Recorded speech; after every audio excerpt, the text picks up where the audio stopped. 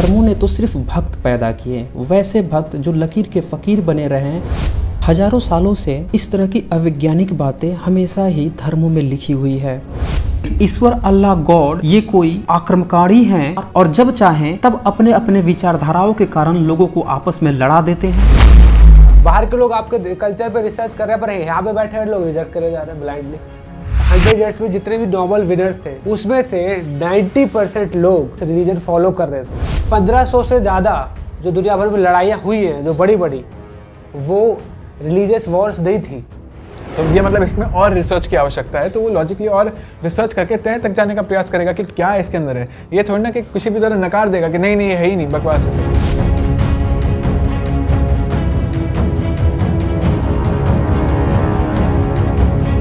हरे Krishna. Subscribe करिए हमारे शिक्षार्थकम channel को और प्रेस करिए इसके बेल आइकन को ताकि अगली वीडियो सबसे पहले आप देख सकें।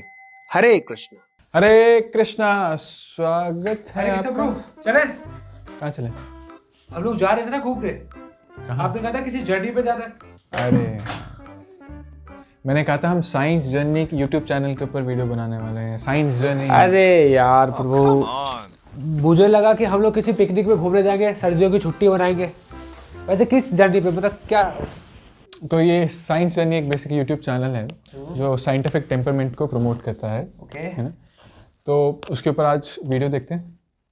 हाँ क्यों नहीं, इसमें ऐसा क्या बताया जा रहा है, देखिए जरा। हाँ, हमारे जितने भी साइंटिस्ट हुए या जितने भी थिंकर्स हुए, फिलोसफर हुए, वो बियॉन्ड द बाउंड्री सोचे। जब वो बियॉन्ड द बाउंड्री सोचते थे तो फिर वो धर्मों से अलग हटकर उन बाउंड्री से बाहर जाकर कुछ नया खोजते थे और कुछ नया आविष्कार करते थे। अन्यथा धर्मों ने तो सिर्फ भक्त पैदा किए, वैसे भक्त जो लकीर के फकीर बने रहे और जो भी बाउंड्री से बाहर सोचने की बात करता उसे वो क्रिटिसाइज करते, उसे दबाते या फिर हिंसा का शिकार कर देते। एक बात तो आपको यहाँ क्लियर हो गई होगी कि जो भक्त है, भक्त के लिए भक्ति होनी जरूरी है और भक्ति के लिए ईश्वर होना जरूरी है। ईश्वर होने के लिए धर्म जरूरी है और धर्म के लिए धार्मिक ग्रंथ। और जो भी धार्मिक ग्रंथ हैं वो वास्तव में विद इन द बाउंड्री की बात करते हैं और वो भी विद इन द बाउंड्री सही नहीं होती बल्कि षड्यंत्र पूर्ण होती है। इसीलिए जो भी इनसे रिलेटेड है या जो भी धर्म की बाउंड्री के अंदर थिंकिंग करते हैं उनकी काफी संकीर्ण मानसिकता होती है। वो बिल्कुल ही वाइड नहीं सोच पाते या क्रिटिकल थिंकर नहीं हो पाते।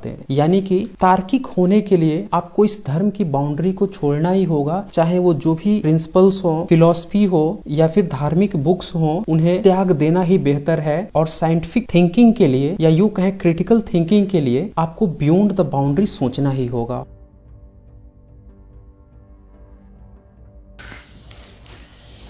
क्या समझे आप? आपने मुझे लुईस पास्चर के बारे में सुना है? लुईस पास्चर ये फादर ऑफ माइक्रोबायोलॉजी माने जाते हैं, मतलब बहुत बड़ी पर्सनैलिटी है साइंस में। इन्होंने एक बहुत ही जबरदस्त लाइन बोली थी और मुझे पर्सनली बहुत ही पसंद है ये लाइन। क्या लाइन थी? इन्होंने कहा था, little science can takes you away from God but more of that takes you to him. इन्होंने कहा कि थोड़ी बहुत साइंस जिसने पढ़ी है वो बेशक नास्तिक बन जाएगा, पर जिसने साइंस को अच्छे से समझा है, जिया है, साइंस में घुस गया है जो, वो भगवान के और करीब आ जाएगा। ये भगवान को मानते हैं और ये साइंटिस्ट भी हैं। और ये यहाँ पे कह रहे हैं कि जो साइंटिस्ट है वो क्रिटिकल थिंकिंग नहीं कर, जो रिलीजियस पीपल है वो क्रिटिकल थिंकिंग नहीं कर सकते। एक बार आप हेंसबर्ग के ऊपर भी बताएं। हाँ, हेंसबर्ग को कहा जाता है कि इन्होंने क्वांटम मैकेनिक्स में बहुत बड़ा योगदान दिया। He was one of the key pioneers. इन्होंने कहा कि quantum physics will not look ridiculous to those people who have read Vedanta. इन्होंने ये कहा कि जिन्होंने वेदांत पढ़ा है उनको क्वांटम थ्योरी कोई हैरत अंगेज करने वाली चीज नहीं लगेगी, बिकॉज इसमें ऑलरेडी वेदांता में क्वांटम थ्योरी ऑलरेडी बताई गई है। ये बताना चाह रहे हैं। तो यानी शास्त्रों में out of the box critical thinking करने वाली चीज़ें ऑलरेडी दी हुई है। और हेंसबर्ग जो कि बहुत बड़ी पर्सनैलिटी है विज्ञान में, उसको अप्रिशिएट कर रहे हैं। इवन जैसे उनका यह स्टेटमेंट था कि जो फर्स्ट स्टेटमेंट उनका ये था कि जो साइंटिस्ट हैं वो क्रिटिकल थिंकर्स हैं। हाँ। धार्मिक people can not B scientist because वो क्रिटिकल थिंकिंग नहीं कर सकते। पर मोर ओवर ऐसा लग भी रहा है कि जैसे इन्होंने सबका रिसर्च किया हो, जैसे जबकि इन्होंने किसी को रिसर्च प्रूव नहीं किया। इन्होंने किसी का नाम नहीं लिया, नहीं, इवन रिसर्च भी नहीं दिखाया, नाम भी नहीं लिया, इवन रिसर्च भी नहीं दिखाया कि इतने नंबर ऑफ साइंटिस्ट जो हैं दे रिजेक्ट गॉड। आप भी कुछ साइंटिस्ट के बारे में बताना चाहेंगे? इवन बुक्स के साथ साथ, रिसर्च के साथ साथ, इवन स्कॉडिंगर जैसे फॉर एग्जांपल, स्कॉडिंगर अपनी बुक है व्हाट इज़ लाइफ, उसके जो एपिलॉग है, जो मतलब जो उसका कंक्लूजन है उस बुक का, उसमें ही मेंशंस अबाउट उपनिषद्स। वाओ, कैसे उनका जो अंडरस्टैंडिंग वो उपनिषद्स में भी मैच सिमिलर उनको दिखने को मिलता है। Even he is from Christian faith. तो हम देख सकते हैं कि उपनिषद में भी ऐसी चीजें एग्जिस्ट करती है जो क्रिटिकल थिंकिंग आपको कराती है और आउट ऑफ द बॉक्स वाली चीजें हैं। Even Oppenheimer, yes, father of atomic bomb. उन्होंने, उनकी एक फेमस वीडियो है, सबने देखा है कि वो जब टेस्ट हो जाता है एटॉमिक बॉम्ब का, तो उसके बाद ही कोट्स फ्रॉम भगवद गीता।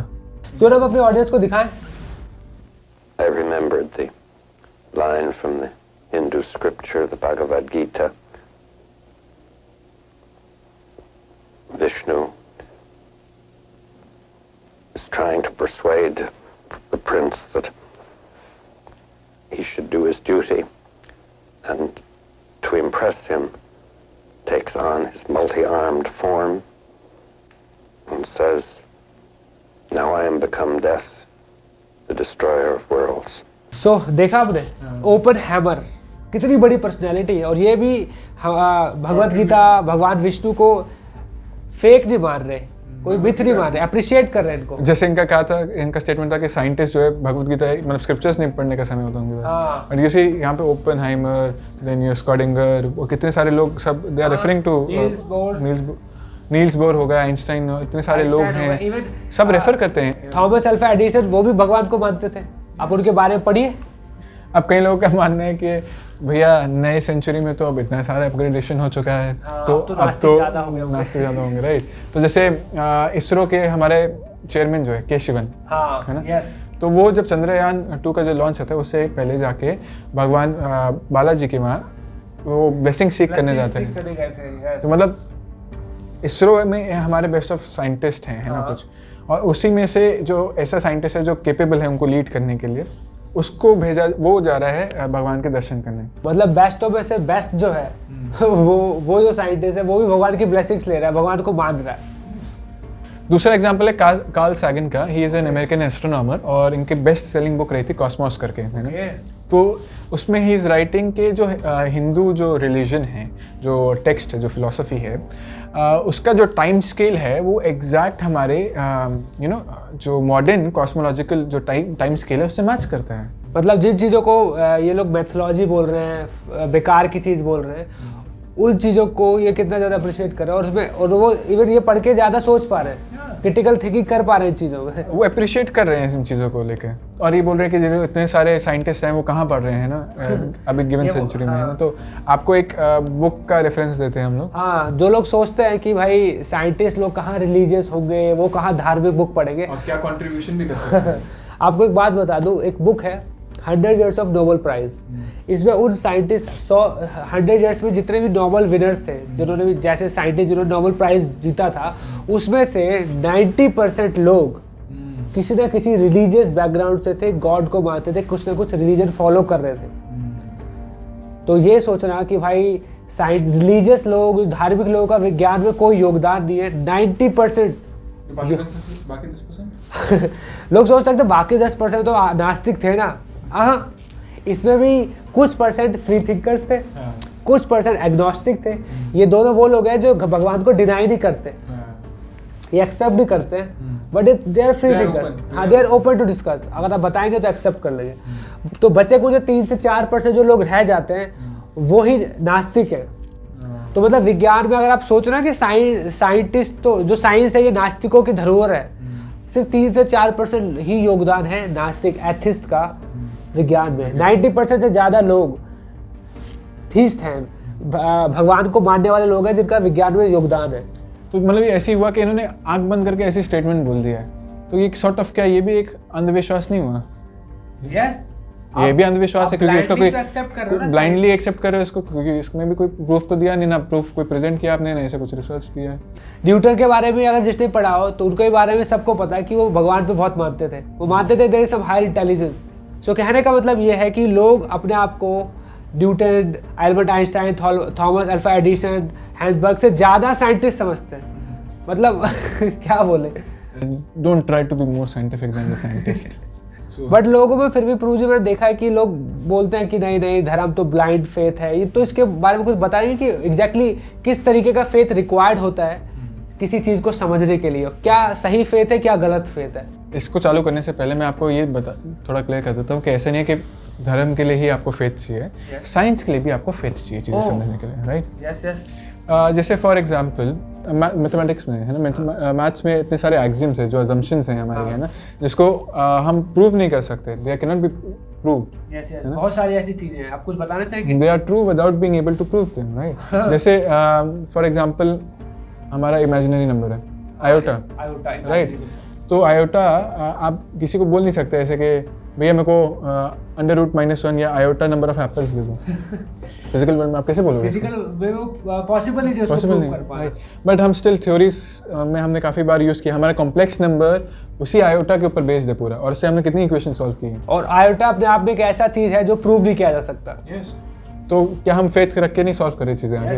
हम तो कहते हैं ना कि मैं तो स्कूल में था, आप कहते हैं कि लेट्स एज्यूम एक्स की वैल्यू ऐसे है, सो एज्यूम से स्टार्ट हो रहा, फेथ कर लिया ना कि ठीक है यही वैल्यू लेके चलते हैं। इवन और बचपन में आप बोलो, जैसे अब ये लगेगा किसी को कि नहीं भैया फेथ तो बात की बात है कि बाद में बड़े होके करवाया जा रहा है ना, बट फेथ हमारे बचपन से हमारी लाइफ में रहता है ना। आप देखो जब से बच्चा जो पैदा होता है ना, तो वो माँ से, जब मदर से ब्रेस्ट फीड करती है सबसे पहले, है ना, तो वो मदर से ये नहीं पूछता है इसमें पॉइजन तो नहीं है, वो फेथ करता है ना। फेथ बचपन से है। हम लोग जब आगे चलते हैं, हम लोग जब पैर उठा के रखना चलते हैं तो फेथ करते हैं ना कि भैया आगे वाला जो आपका कदम है वो सही फिक्स रहेगा, वो स्लिप नहीं करोगे आप अपने पैर, है ना। आप फेथ पुट करते हो कि आपकी वीडियो डली है तो लोग मास रिपोर्टिंग नहीं करेंगे, आपका चैनल बंद नहीं होगा, आपको कंप्लेंट दे जाएगा, आप सोचते नहीं वीडियो सही जाएगी। हर मूवमेंट, चाहे वो आप साइंटिस्ट हो या ना हो, आप फेथ को लेके आगे बढ़ते हो। अब आप डिस्कस करते हैं कि फेथ कितने प्रकार के होते हैं, क्या हम ब्लाइंड फेथ करते हैं या हम रीजनेबल फेथ करते हैं, राइट? तो ब्लाइंड फेथ तो सबको पता है क्या होता है, आंख बंद करके एक बारी में स्वीकार कर लिया, राइट? रीजनेबल फेथ क्या होता है? रीजनेबल फेथ ऐसा होता है जो वेरीफाइबल हो, जो क्रेडेंशियल हो, रिलायबल हो, है ना, और रीजनेबल हो, राइट? तो ऐसा फेथ कैसे समझे इसके बारे में कि क्या ये फेथ रिलायबल है? फॉर एग्जाम्पल आपको कान की बीमारी है ना, तो आप जाते हो किसी डॉक्टर से, अपने फ्रेंड से पूछते हो कि भाई मेरे को ऐसे ऐसे बीमारी है, तेरे को कोई अच्छा डॉक्टर पता है क्या, है ना? तो बोलते हैं हाँ एक ऐसे एक ENT है, वो इसमें इस मेजर में स्पेशलिस्ट है, राइट? तो आप उससे फिर पूछते हो, है ना, कि भाई उसने कैसा ट्रीटमेंट किया था, क्या उसने उसके बारे में थोड़ा पता लगाते हो कि क्या, कहाँ से उसने पढ़ाई की है, कहाँ वो प्रैक्टिस कर रहा है अभी करंटली, किस हॉस्पिटल में कर रहा है। जो क्वेश्चन पूछे थे आपने उससे, क्या उसने वो सुन के आराम से सुने और उसके एडिक्वेट रिप्लाई दिया क्या उसने आपको? अगर आपको उसकी दवाई के बाद कैसा असर रहा, कितनी जल्दी ठीक हो गए? आप इतने सब क्वेश्चन पूछ के देन उसके बाद एक बार आप नए डॉक्टर के पास जाते हो, राइट? कुछ ना कुछ फेथ करके, कुछ ना कुछ आपके पास रीजन होता है कि भाई अगर मैं इस डॉक्टर के पास जा रहा हूँ तो कहीं ना कहीं मैंने उसके बारे में सुना है, तो एक फेथ करके जा रहे हो। चांसेस है कि गलत हो सकता है, बट तब भी आप फेथ करके जा रहे हो। एक रीजनेबल फेथ है कि भाई व्यक्ति है, डॉक्टर ऐसा है तो अच्छा ही होगा, और कई लोगों का इलाज किया है, अच्छा किया है, तो मैं इसके बाद जाके इलाज करा सकता हूँ। तो यस, ये रीजनेबल फेथ है। मैं ऐसा थोड़ी है कि कहीं टहलने गया, अरे डॉक्टर है चलो इलाज करा लेते हैं, कुछ तो पता करेगा ना व्यक्ति। तो हम लोगों ने भी अपनी प्रीवियस वीडियोस में काफ़ी ऐसे फैक्ट्स बताए हैं, हिस्टोरिकल आर्कियोलॉजिकल फाइंडिंग्स दी हैं जो काफ़ी पुरानी भी हैं, है ना, और जो ऑथेंटिक, जो इसको एक डायरेक्शन देती है कि हाँ ऐसे प्रूफ एग्जिस्ट करते हैं जिसकी वजह से आप रीजनेबल फेथ करके स्पिरिचुअलिटी प्रैक्टिस कर सकते हो, है ना। आपको ब्लाइंड फेथ करने की आवश्यकता नहीं है। हमने अपने प्रीवियस कई वीडियोज में आपको एविडेंस दिखाए, आर्कियोलॉजिक फैक्ट्स, साइंटिफिक, कितने सारे फैक्ट्स दिखाए हैं जो बताता है कि यस हिंदू कल्चर पर एग्जिस्ट करता था, गॉड एग्जिस्ट। हमने स्क्रिप्चर्स में जो लिखा है वो साइंटिफिक है, वो इवन प्रूवन है। और जैसे हम देखते हैं श्रीमद् भागवतम में वर्णन आता है कि जब भगवान कृष्ण ये अपने जब लीला समाप्त करते हैं यहाँ पे, तो वो जो पूरा द्वारका नगरी है वो पानी में फ्लडेड हो जाता है ना, पूरा फ्लडेड हो जाता है, और उसके बाद वो समर्ज हो जाता है पानी में। तो उसके बाद हम ये देखते हैं कि डॉक्टर SN राव जो भगवान पे बिलीव करता है, वो एक अकेले उस व्यक्ति ने इनिशिएटिव लिया और उन्होंने चालू किया इसको रिसर्च करना, और रिसर्च को लेके जहाँ उनको रिसर्च लेके जा रही थी, ही इवन लेड जहाँ लेके जा रही थी, वो इवन पानी के अंदर लेके चले गए रिसर्च को, पानी के अंदर आर्कियोलॉजिकल फाइंडिंग्स एक्सकवेट करने निकल गए, जो कि सबसे फर्स्ट टाइम इंडिया में इंट्रोड्यूस किया गया था। तो अगर इस तरह से पानी के अंदर रिसर्च। हाँ, और तो रही बात क्रिएटिविटी की, तो ये क्रिएटिविटी का क्या सिंबल नहीं है? धार्मिक व्यक्ति तो है जो कि इतना इंडिया में इस तरीके की रिसर्च लेके आ गया। हाँ, और उसके बाद उन्होंने एक्सकवेट किया, है ना, और पूरी द्वारका नगरी के कितने सारे एविडेंस मिले, हमने पिछली वीडियो में बहुत अच्छे से डिस्कस किया, आप चाहे तो देख सकते तो हैं। इवन भी अगर कोई डिस्कशन पॉइंट्स भी हैं उस पे, तो ऐसा तो नहीं कि कोई भी प्रूफ नहीं मिल रहे, है ना, प्रूफ है। हमें अगर साइंटिफिक टेम्पर जो जेन्युइनली है, तो वो देखेगा ना कि अच्छा भैया दोनों में अगर कुछ भी मतभेद है, तो भैया मतलब इसमें और रिसर्च की आवश्यकता है, तो वो लॉजिकली और रिसर्च करके तय तक जाने का प्रयास करेगा कि क्या इसके अंदर है। ये थोड़ी ना कि किसी भी तरह नकार देगा कि नहीं ये है ही नहीं, बकवास है सब। हम आपको ये नहीं कह रहे कि ब्लाइंडली एक्सेप्ट करो कोई चीज़, बट आप कम से कम ब्लाइंडली रिजेक्ट तो मत करो। रिसर्च करो, आपको चीजें दी जा रही है, आपको रिसर्च करो। बाहर के लोग आपके कल्चर पे रिसर्च कर रहे हैं, पर यहाँ पे बैठे हुए लोग रिजेक्ट करे जा रहे हैं ब्लाइंडली। इससे ये पता नहीं चलता कि आप साइंटिफिक हो, इससे पता चलता है कि आप एक तो रिलीजन के प्रति बायस्ड हो। तो फिर ये भी तो एक प्रकार का अंधविश्वास ही हुआ ना दीपू, कि आप अगर किसी चीज़ के तय पे नहीं जा रहे, रिसर्च पे नहीं जा रहे, उसको ब्लाइंडली रिजेक्ट कर दे रहे। इतने सारे आर्कियोलॉजिकल प्रूफ्स है, एंकर वॉट है, एंकर वॉट इंडोनेशिया में है, आपके कश्मीर में जैतेश्वर टेम्पल है, इतनी सारे मॉन्यूमेंट्स है, हम्पी टेम्पल है, इतनी सारी चीज़ें हैं। हम्पी टेम्पल तो इतना क्रिएटिव टेम्पल है कि उसके पिलर्स पे अगर आप हाथ मारते हो तो सुर निकलते हैं, और ऐसा कोई म्यूजिकल पिलर आज तक दिखा ही नहीं जाता दुनिया में। ऐसा कोई पिलर नहीं है वहाँ पे, मतलब उसके पिलर्स ही बराबर। आप स्ट्रक्चर ऐसा है कि आप उसके खंभों में से 7 सुर निकलते हैं। क्या ये क्रिएटिविटी नहीं है? ये क्रिटिकल थिंकिंग नहीं है?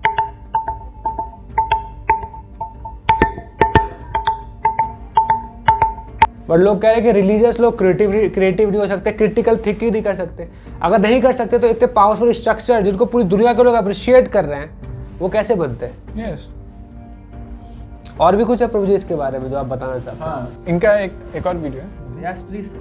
मुझे बताएं, ये तथाकथित आस्तिक क्या इनका ईश्वर अल्लाह गॉड पूरे मानव समुदाय को क्रिश्चियन, मुस्लिम, हिंदूज और तरह तरह के रिलीजन में बंटवारा कर रखा है, या फिर ईश्वर अल्लाह गॉड ये कोई आक्रमणकारी हैं जो दुनिया पे हमला करके खरबूजे की तरह अलग अलग जगहों पे लोगों को बांट रखे हैं और अपनी तरह से गुलामी करवा रहे हैं अपने अपने विचारधाराओं के अनुसार, और जब चाहें तब अपने अपने विचारधाराओं के कारण लोगों को आपस में लड़ा देते हैं, दंगे फसाद करवा देते हैं, हिंसा करा देते हैं। और जो इन बातों को नहीं मान रहा है उसको ये लोग नास्तिकता का सर्टिफिकेट दे रहे हैं। जो हिंसा रोकने की बात कर रहा है, जो समानता की बात कर रहा है, जो भेदभाव रहित दुनिया चाहता है। तो जैसे आपने देखा होगा दीपू, इनका कहना है कि धर्म जो है अपने ही हिसाब से जब मन चाहे वॉर करवा देता है, अपने ही कंट्रोल में रख के लोगों को भिड़वा देता है, वॉर करवा रहा है, मतलब बिल्कुल अनपीसफुल या बिल्कुल डिस्टर्बेंस क्रिएट करके रखा हुआ है इसने, मतलब कूड़ा बदबू फैला कर रखी है, जैसे ही बोल रहे हैं।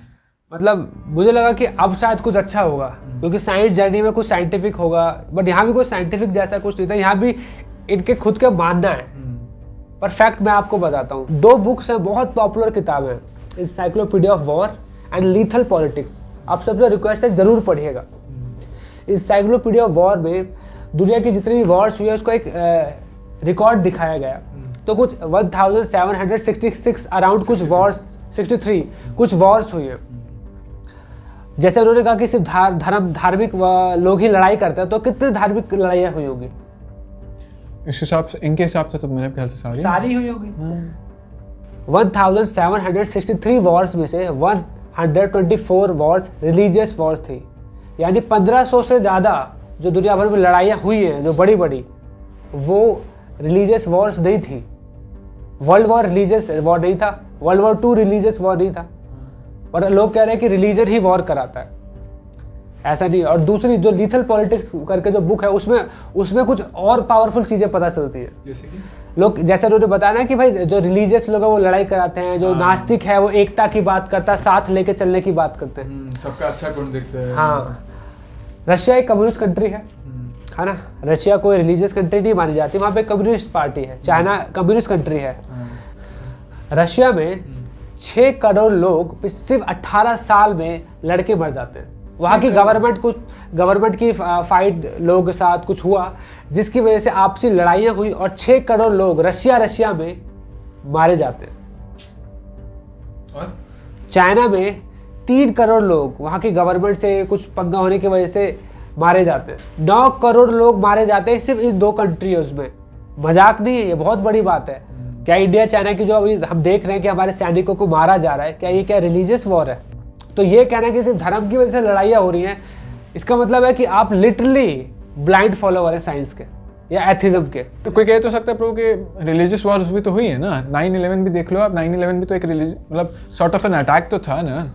रिलीजियस वॉर कहना या कंट्री की फाइट्स कहना ये एक तरीके से एक्सटर्नल्स है प्रो, कि भाई पर वेट अगर रूट कॉज पकड़ोगे आप तो रूट कॉज रिलीजन नहीं है, रूट कॉज है ईगो, ग्रीड, लस्ट, एनवी। मतलब ये ऐसी चीजें हैं जो कि रूट कॉज है फाइट का। एक रिलीजियस वॉर भी होती है तो उसका कारण क्या होता है? मैं मेरा चाहता हूँ कि मेरा धर्म सबसे सर्वश्रेष्ठ है, मैं सबसे वर्ल्ड वॉर में क्या एक कंट्री दूसरे कंट्री को यही तो करना चाह रही थी कि मेरी ताकत सबसे बड़े। तो यहाँ भी देखा जाए तो कारण रिलीजन नहीं था, यहाँ पे कारण था ग्रीड, सत्ता पाने की ताकत, कंट्रोल की इच्छा। तो वो रिलीजियस हो या ना हो वो वैसे ही आपके अंदर आ जाती है। इवन हम देखते हैं कि विद इन एक कंट्री में भी दो पॉलिटिकल पार्टीज लड़ रही हैं। विद इन घरों में, विद इन सोसाइटीज में दो लोग बटे हुए हैं, पड़ोसी लड़ रहे हैं, पड़ोसी लड़ रहे हैं आपस में, even husband wife are fighting. अब ये तो रिलीजियस फाइट नहीं है ना भैया। एक्चुअली लोगों को, जैसे मैंने शुरुआत में बताया कि लोगों के दिमाग में ये चीज एक तरीके से घुस गई है बॉलीवुड के थ्रू या इस कैसे भी एनी हाउ, या ज्यादा कूल बनने के चक्कर में लोगों को लगता है कि हर चीज, मतलब अगर फैक्ट पे भी अगर आप जाओगे, जैसे आज हमने फैक्ट्स, काफी सारे फैक्ट्स पे डिस्कशन किया और हर बार हमको ये चीज समझ में आई कि जितने भी ग्रेट लीडर्स हैं, साइंटिस्ट हैं, दे आर रिलीजियस पीपल।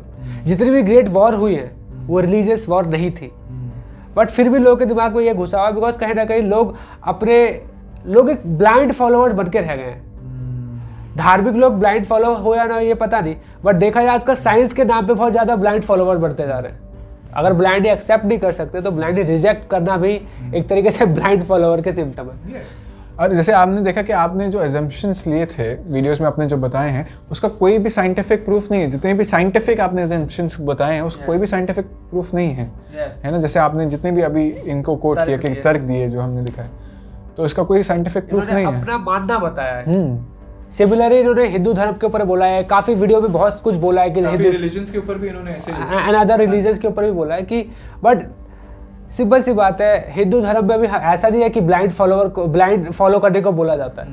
शास्त्रों का पहला श्लोक ही है, अर्थात तो ब्रह्म जिज्ञासा, आओ सवाल करो, अब जिज्ञासा करो। क्रिटिकल थिंकर्स, भगवत गीता पूरा क्वेश्चन आंसर्स के ऊपर है। अगर आपकी डेफिनेशन के हिसाब से अगर अर्जुन जैसे भक्त हैं तो अर्जुन एक भक्त हैं, तो कृष्णा के बोलते कि अर्जुन युद्ध करो तो एकदम से चालू हो जाती युद्ध करने के लिए। पहला श्लोक ही आखिरी श्लोक होता, क्यों 700 श्लोक में कन्वर्सेशन होती है? क्यों अर्जुन बार बार क्वेश्चन पूछ रहे हैं? क्यों अर्जुन अपना दिमाग लगा रहे हैं, काउंटर आर्गुमेंट्स दे रहे हैं? इवन हर स्क्रिप्चर्स में अगर आप पढ़ोगे तो आप ये देखोगे क्वेश्चन आंसर चल रहा है। बेस स्क्रिप्चर शास्त्रों में जिन लोगों के बारे में वर्णन किया जा रहा है, दे आर क्रिटिकल थिंकर्स। वो सोच रहे हैं, व्यक्ति क्रिटिकल थिंकिंग कर रहा है तभी तो सवाल कर रहा है ना। बट सवाल करना, पूछना और आर्ग्यूमेंट करना दोनों अलग चीज है।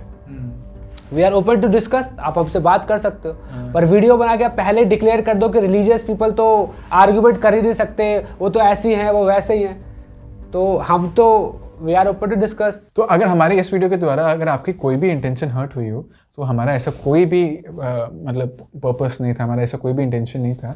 रादर हमें तो ये चीज़ अच्छी लगे कि ऐसा कोई आज भी व्यक्ति है जो ये सोच सकता है कि भैया सबके वेलफेयर के लिए वो सोच रहा है कि सबके लिए सुख शांति रहे, सबको इक्वल अपॉर्चुनिटी मिले, सब आगे डेवलप कर सके, ग्रो कर सके और एक बेटर पीसफुल लाइफ जी सके।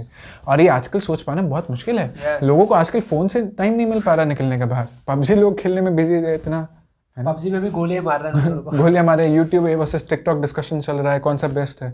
लोगों को उससे बाहर टाइम नहीं है, तो लोग दूसरों के वेलफेयर के लिए क्या सोचेंगे। बट इवन आप ये सोच पा रहे हैं, दैट शोज कि आपके अंदर अपनी लाइफ से बड़ा कुछ ज़्यादा सोचने के लिए, कंट्रीब्यूट करने के लिए है दूसरों के लिए, and that is very appreciable. तो रादर हमें मिलके काम करना चाहिए। जो 6 एनिमीज है, जो 6 कॉजेज हैं जो मैंने बताया, जैसे lust, greed, anger, envy, pride, ego, है ना, इसको हमें टैकल करने के लिए साथ में काम करना चाहिए। इस पे काम करेंगे तो सोसाइटी को जनरली कुछ अच्छा दे पाएंगे। और आई होप आपको ये वीडियो अच्छी लगी हो। आप वीडियो में लाइक, शेयर और कमेंट कर सकते हैं। यस। और इसी महीने भगवान कृष्णा ने भगवत गीता भी बोली थी, और 25 दिसंबर को भगवत गीता जयंती भी सेलिब्रेशन किया गया पूरी दुनिया में। तो हमारा तो फर्ज बनता है कि हम लोग भगवत गीता पढ़ें, इसको समझें, इसमें क्या बताया गया है, इसको अच्छे से समझें। और कोई डाउट आए तो हमारा टेलीग्राम चैनल है, उस पर आप हमसे डिस्कस कर सकते क्योंकि हैं। कोई भी सब्जेक्ट पढ़ने के लिए आपको कोई टीचर तो चाहिए ऑब्वियसली, आपको हर एक जगह कोच तो चाहिए, चाहे आप क्रिकेट फील्ड में हो, चाहे आप PhD कर रहे हो, आपके सर पे मेंटर होते हैं हमेशा। सो अगर कोई डाउट है तो हम लोग पूरी कोशिश करेंगे आपकी हेल्प करने के लिए। और अगर आप वीडियो पसंद आई, आप चाहते हैं कि इस तरीके की वीडियोस और बने, ज़्यादा से ज़्यादा इस तरह के वीडियोस बनाए, सो दैट लोगों के डाउट्स को क्लियर किया जा सके और स्पिरिचुअलिटी को, रिलीजियस टेक्स्ट को साइंटिफिकली सही तरीके से प्रेजेंट किया जाए, जो कि उन्हें करना चाहिए। सो आप हमें डोनेट कर सकते हैं ताकि इसी तरह के वीडियोज़ हम बनाते रहें और आगे इस तरीके के मैसेज पहुँचाते रहें। सो आई होप आपको वीडियो अच्छी लगी होगी। Thank you so much. Hare Krishna.